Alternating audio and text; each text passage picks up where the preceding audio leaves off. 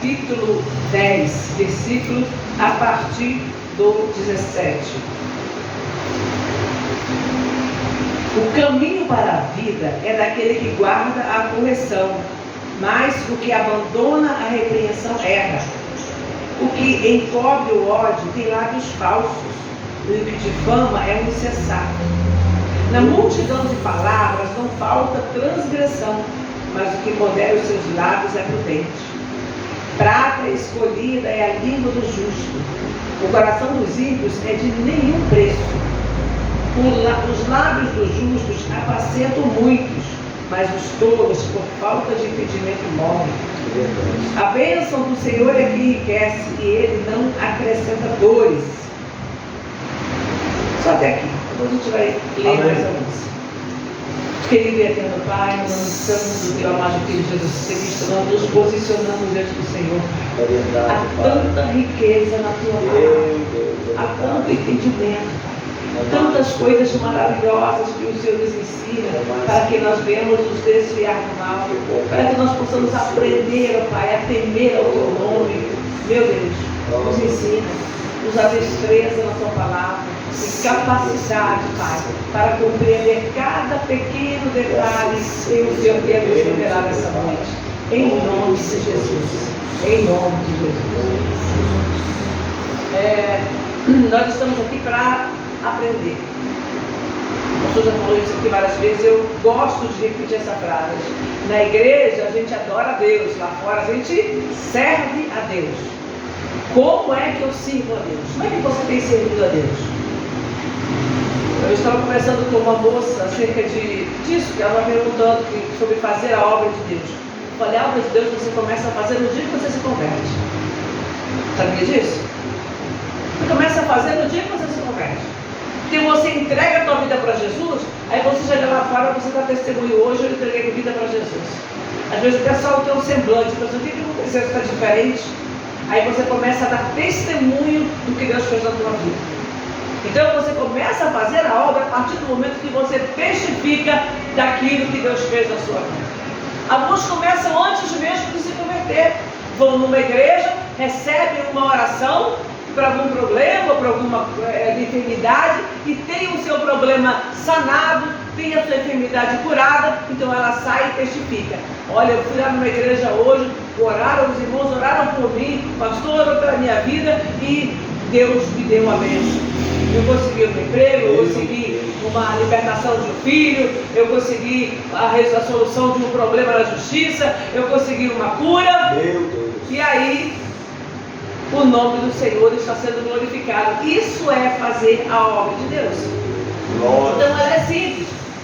E o que a gente aprende aqui? No que nós temos aprendido nesses dias que nós temos estudado? Toda quinta-feira, de manhã e à noite, nós estamos estudando o livro de Provérbios.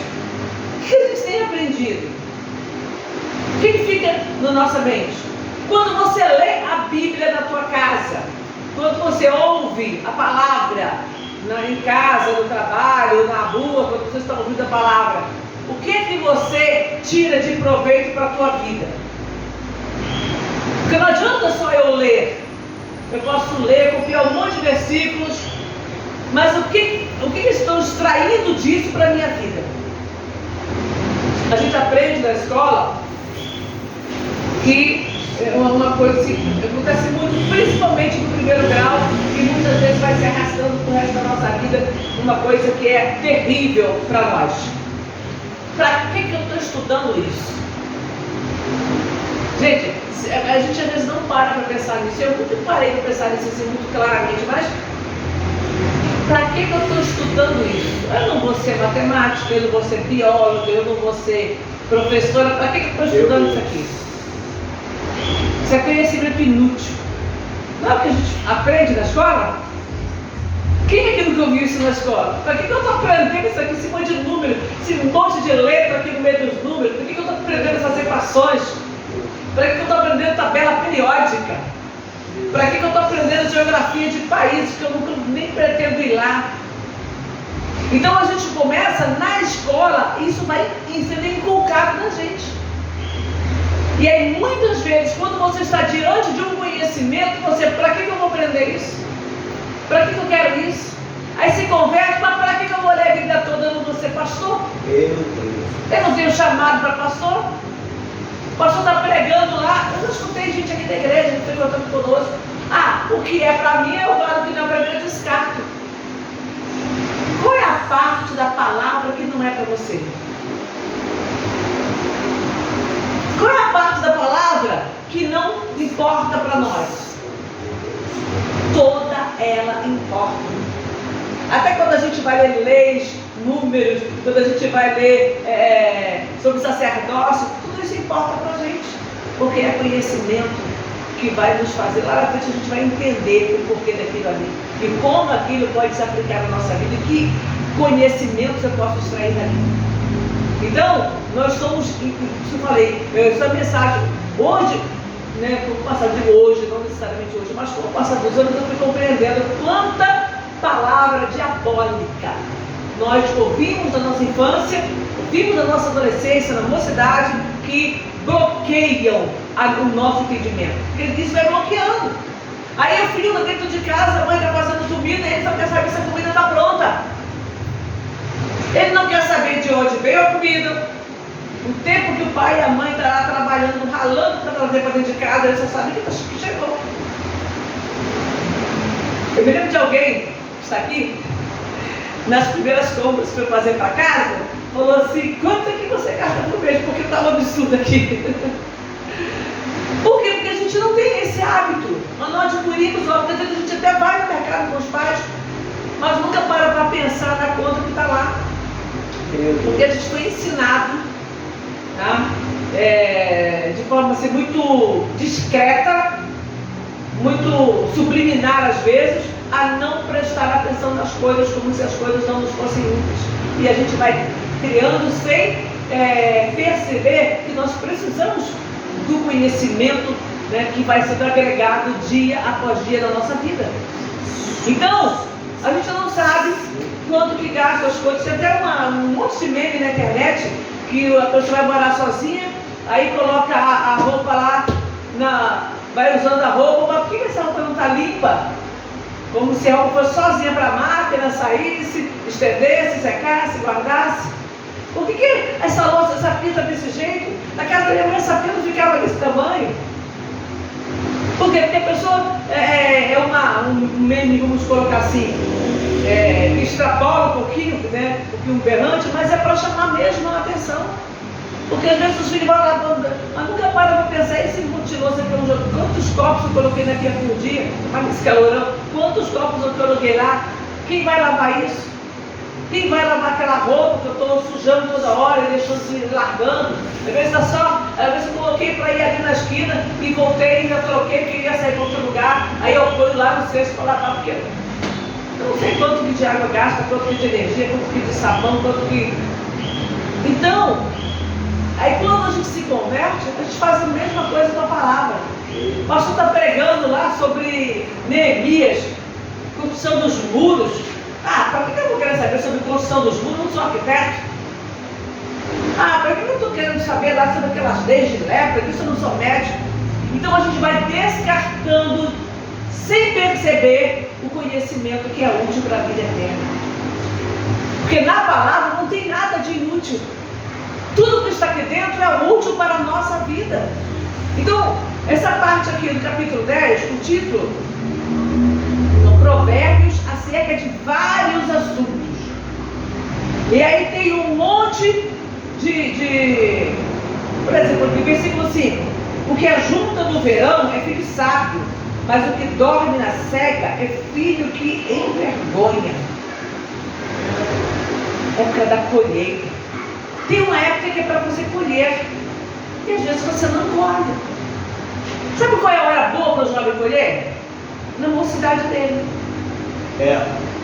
Porque é a época que você tem mais disposição.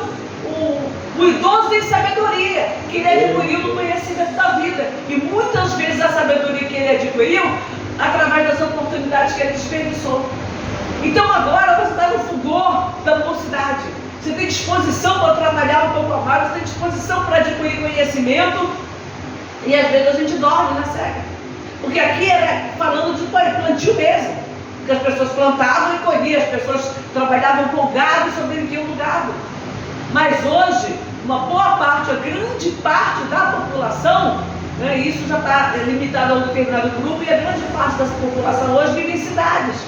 Então ele trabalha. Eu estou investindo o que no meu trabalho? Então eu estou no verão, que é a mocidade da minha vida, eu estou distraído, né? Como nós lemos aqui, o que ajunta no verão é feito sábio, mas tem gente que está distraído no verão da vida, naquele momento que você está mais de calor. Aí quando chega o tempo da seca, você não tem. Se você não fez lá, você não plantou lá, se você não se organizou, você não vai ter o que colher. Aí quando chega na idade, numa certa idade, você não tem nada, você não construiu nada porque a gente dormiu. Quantas vezes eu paro para pensar, eu dormi. Eu dormi em momentos que eu podia estar sendo mais proveitosa. Jesus. Então nós vamos parar para pensar e quebrar esses paradigmas, quebrar essas mensagens que foram inculcadas no nosso ser de conhecimento que não serve. Fugiu a palavra agora. Conhecimento que é desprezível. Não é assim. Todo conhecimento é bom. Conhecimento de coisas boas, é claro. Tem conhecimento que é maligno.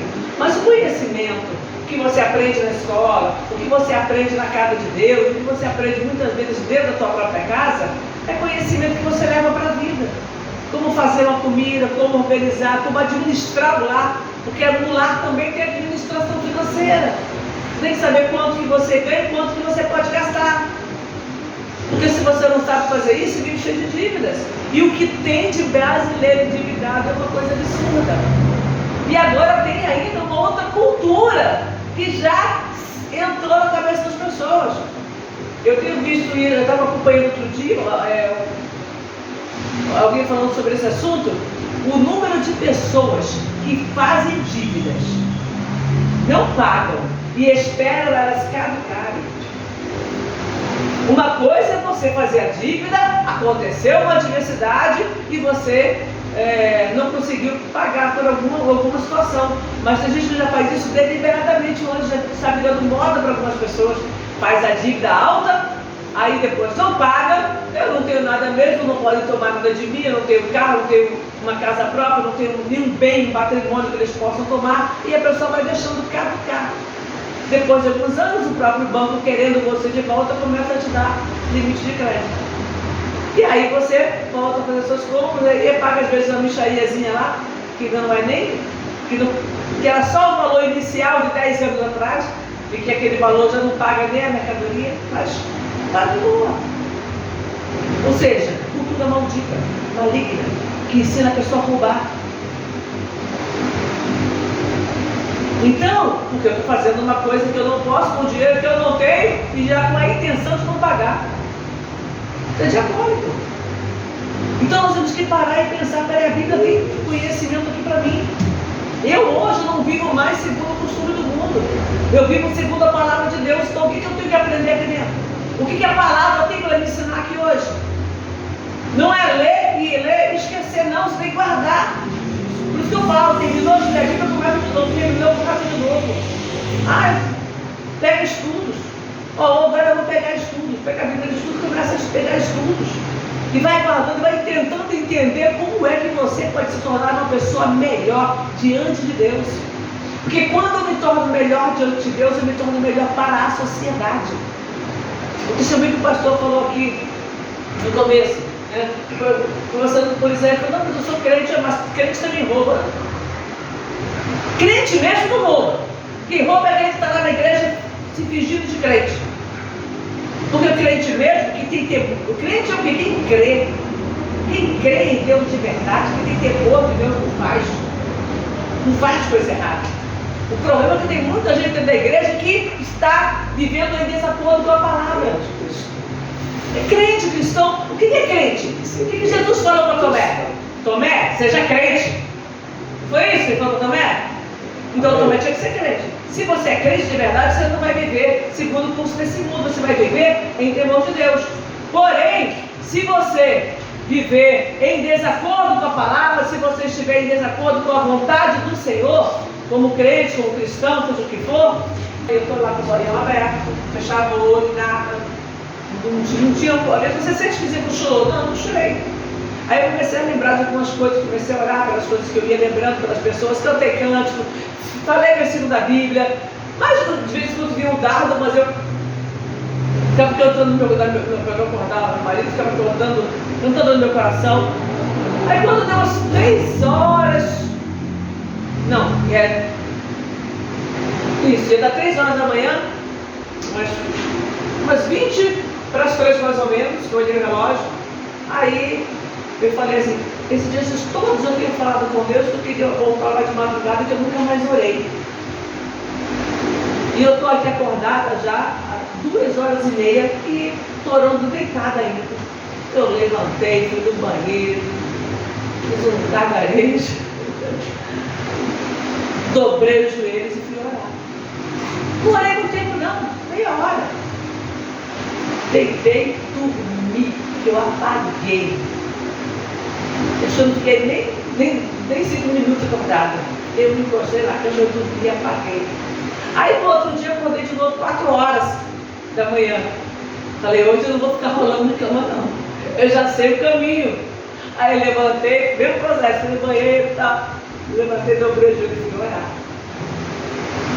Aí eu orei, falei com Deus, apresentei os pedidos, apresentei a igreja, apresentei a família, deitei, dormi, que foi uma beleza, e mais nada. Então, a gente pede as coisas para Deus, a gente fala com Deus e a gente esquece. E vai se deixando envolver pelos problemas do dia a dia. Eu tenho que, agora a bênção, há sobre a cabeça do justo. Então, viva de forma que agrade a Deus para que Ele te justifique. Certo? Tem que viver de acordo com a vontade de Deus para que Ele te justifique e você é justo. E haverá o quê? Bênção sobre a tua cabeça. E a gente precisa disso. Eu preciso disso, você precisa disso. E como quanto que a gente precisa da bênção de Deus. Às vezes a gente está em algum ambiente, algum lugar que você fala misericórdia. Que lugar pesado. Que lugar difícil. Eu fui visitar a irmã lá, estava no hospital, e eu tinha ido visitar ela antes, no Natal eu visitei, depois eu não fui mais, aí acabei indo agora, que ela estava fazendo a cirurgia. E aí eu olhei para ela, já estava de sair, eu falei, sabe que você está mais bonita, está com semblante muito legal? Porque ela teve uma correria grande, com esse estresse também da eternidade e tal, e trabalhando. E ela falou, eu dormi 2 dias seguidos. Que ela internou antes, dormi 2 dias seguidos, eu descansei. E o tempo que ela está lá, está evangelizando, orando para as pessoas, orando lá para o enfermeiro, conversando com as pessoas, falando do amor de Deus. É isso que a gente tem que ter. É isso que a gente tem que viver. Porque se a palavra está dentro de mim, e se eu conseguir aprender a palavra, ela vai transbordar. A Bíblia diz que ela vai fazer em nós uma fonte que salta para a vida eterna. Você não vai conseguir deixar de falar com crente e com não crente. Você não vai conseguir deixar de testificar, você vai ficar procurando uma oportunidade quando estiver com as pessoas para testificar de Deus. Eu lembro que várias vezes eu encontrei com a irmã Zélia na rua e ela estava evangelizando. Também na feira, estava lá, e ela lá com o feirante lá, falando com o feirante, falando de Jesus com o feirante, convidando para vir na igreja. Eu estava vendo o portão da casa dela, a Marcela estava lá, aí quando eu, pastor, olha aqui, ó, eu estou falando com esse rapaz aqui, assim, e aí vem falando. Porque vai jorrar de você. E ele vê. Vai jorrar de você. Não tem como você esconder. A palavra diz que não se pode esconder uma cidade edificada sobre os montes. Então você ele está falando de nós. Não está falando de uma cidade, não. Está falando de você, de cada um de nós. Quando Deus está na nossa vida, quando você consegue viver o que você leu, o que a palavra diz, o que Deus quer, aí você se torna uma testemunha do Senhor, você se torna uma serva de Deus, você se torna alguém que está apto para fazer a obra de Deus, independente de se você tem cargo na igreja ou não. Eu já conversei com várias pessoas que me questionaram, pastor, mas eu tenho vontade de fazer a obra de Deus, mas eu nunca fui separada para nenhum cargo na igreja. E eu falei, olha, quando a pessoa é separada para um cargo na igreja, a única diferença é que ela tem uma função ativa dentro da igreja. Fazer a obra de Deus não é nada disso. Aqui é uma forma organizacional. Professor de escola bíblica, portaria, limpeza, algumas igrejas têm cantina, ministério de louvor, ministério de mulheres, dos homens. Você pode ter alguma atividade. Professor de crianças. Agora, o que é fazer a obra de Deus? É fazer aquilo que Ele pede que façamos. E isso você faz na sua casa, no seu trabalho, na rua, no lugar onde você for. Então é importante que a gente aprenda e que a gente coloque em prática aquilo que a palavra nos ensina. Vamos pegar mais um versículo que o outro e vamos terminar. Vamos pegar de alguns versículos que a gente já leu também, né? O que encobre o ódio tem lábios falsos. Tem gente que tem ódio no coração, mas ela encobre, ela esconde e fala falsamente. Mas ela odeia a pessoa. Odeia, tem ódio, coisa ruim lá dentro da pessoa. Mas ela chega para você, oi fulana, tudo bem? E aí abraça e beija, às vezes você sabe que aquela pessoa ali é um terror, às vezes você não sabe, e cai na conversa, e aquela pessoa está tramando contra a tua vida. Tem gente que é terrível, a Bíblia fala que aquele tem ódio, né? Tem gente que tem ódio no coração. O que encobre o ódio, ele esconde, tem lábios falsos, e o que difama é o insensato. Aí falando mal das pessoas. Quantas pessoas já foram até mortas por conta de difamação? Quantos homens aí já foram difamados e foram mortos e não eram estupradores, não tinham abusado de ninguém, simplesmente foram difamados? Quantas mulheres aí já perderam até o marido porque alguém foi lá e difamou? Ah, está te traindo, e não era, não estava, mas foi difamada. E perdeu o marido, teve um lar destruído por causa de difamação. Quantas pessoas já perderam o emprego, uma promoção, porque alguém foi lá e difamou, falou mal, perversidade. Tem gente que é macabra, que é diabólica, que se deixa usar pelo inferno mesmo. Perdeu família, perdeu. Quantos já igreja, ministério? Quantos pastores já tiveram seu nome difamado?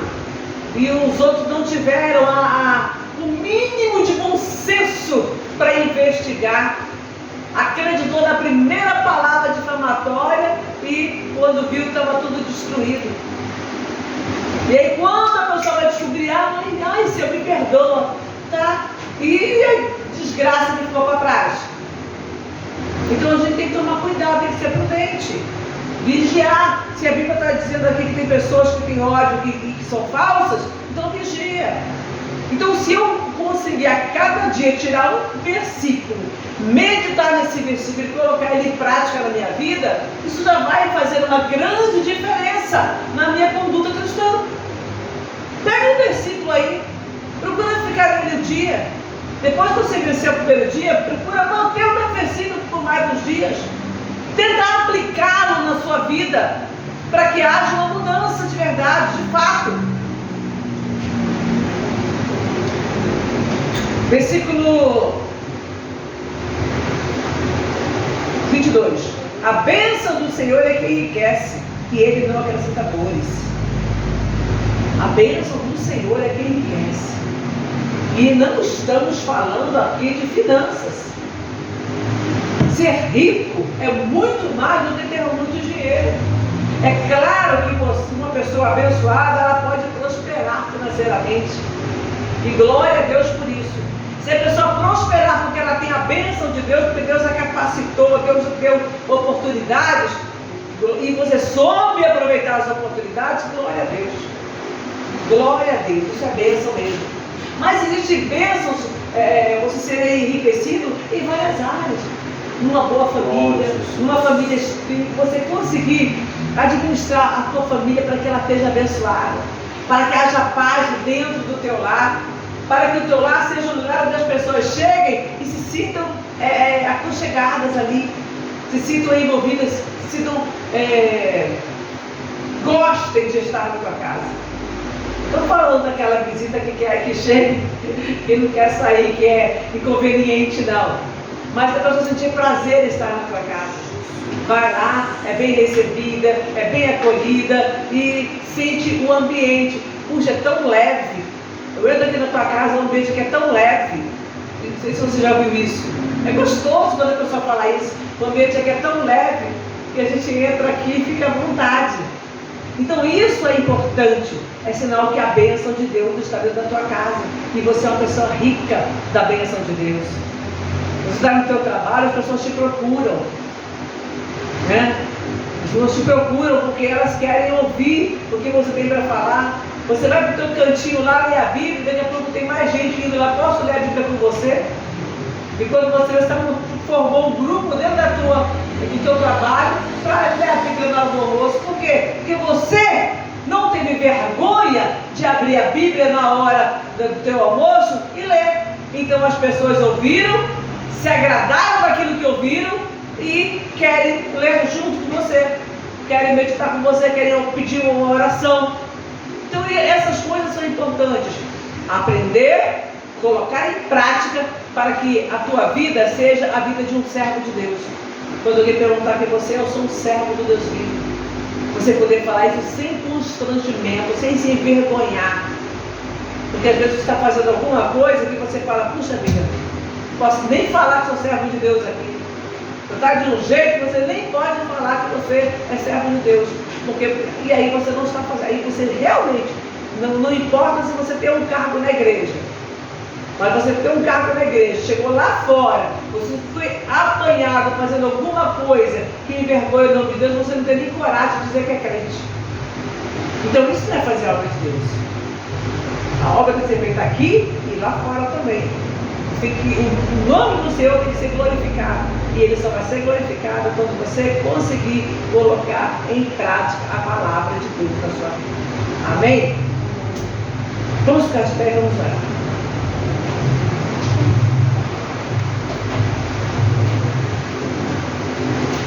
Querido e eterno Pai, no nome santo do Teu amado Filho Jesus Cristo, eu entrego em Tuas mãos as nossas vidas. Eu coloco, Deus Todo-Poderoso, tudo diante do Senhor, para que o Senhor possa fazer a Tua obra, para que o Senhor possa manifestar o Teu poder e graça, para que o Senhor possa manifestar a Tua fidelidade. Deus Jesus amado, Tu és Senhor de todas as coisas, tremendo e poderoso Tu és. A Tua glória enche a terra, a Tua glória enche os céus. Tu és, ó Deus, o Deus de maravilhas. Que nós estamos aqui, Senhor, meditando na Tua palavra. Tem tanto que aprender, Senhor. Temos tanto, ó Deus, o que aprender na Tua palavra. Que durante toda a nossa vida nós podemos examinar e ainda teremos o que aprender. Ó Deus, é um conhecimento que não se finda. Não há, Senhor, término. Não há graduação máxima na palavra, Pai. Porque sempre teremos o que aprender. Sempre teremos, ó Pai, coisas para aprender também, não só a decorar, mas a colocar em prática na nossa vida.